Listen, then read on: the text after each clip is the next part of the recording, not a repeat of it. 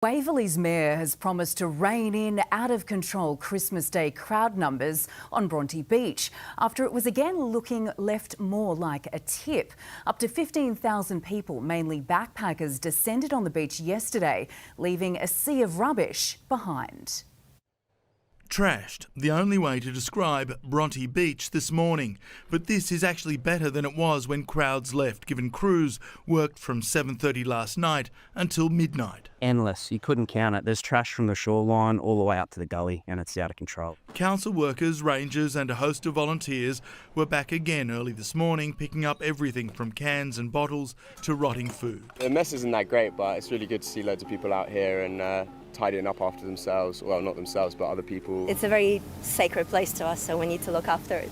It's become a Christmas Day tradition, up to 15,000 people taking up every spare centimetre of Bronte's beach and park, a seething sea of humanity on a relatively small beachfront. Waverley Mayor Will Nemish says council did plan for the day. We had additional bins, additional police, additional rangers as well. In terms of sort of people's behaviour, they were respectful.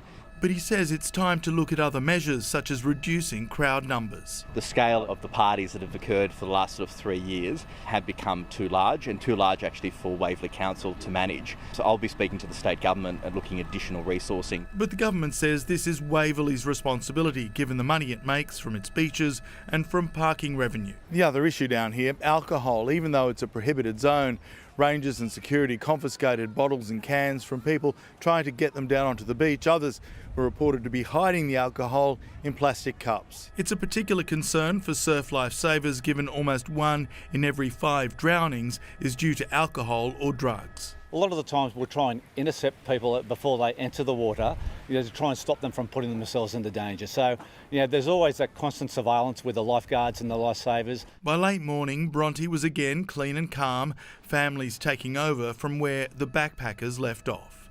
In Bronte, Eddie Meyer, 9 News.